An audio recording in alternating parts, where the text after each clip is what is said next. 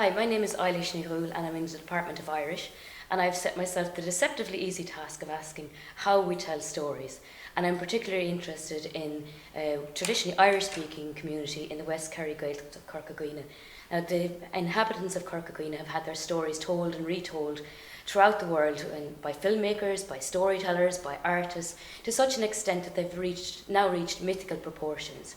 So in 1996, when TG Cahir, the Irish language television station, was founded, this offered the inhabitants of Corcaigwine the opportunity to tell their own stories in their own terms of reference in this this contemporary media par excellence television.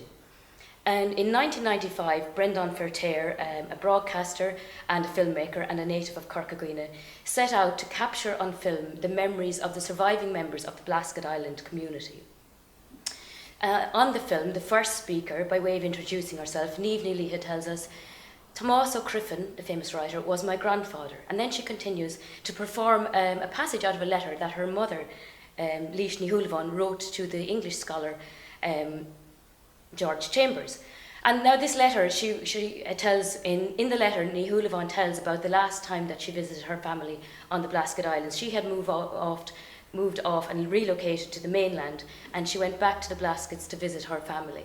And on that last hour that she spent with them there, she explains how they laughed together, they cried together, and they drank tea together as well. And then, of course, came for her time to leave and to move back onto the mainland. Now, I've recalled this story here in English, but on the film, Ní Laoithe tells the story in Irish, as if she was reading a passage from the letter that her mother had written. But the letter, in fact, was written in English.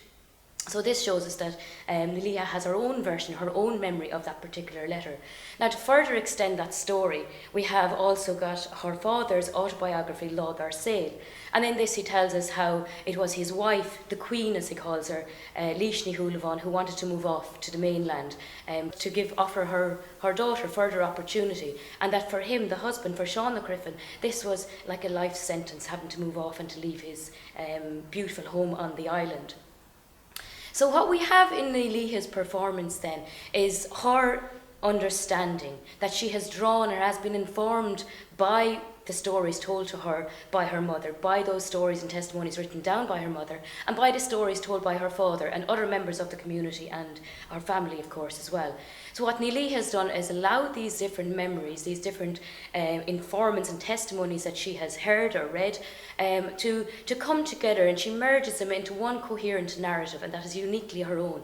And it also gives us not alone her unique understanding of her lived experience, but an understanding of a member of that traditionally Irish-speaking community in West Kerry and how one particular member of that community narrates her history.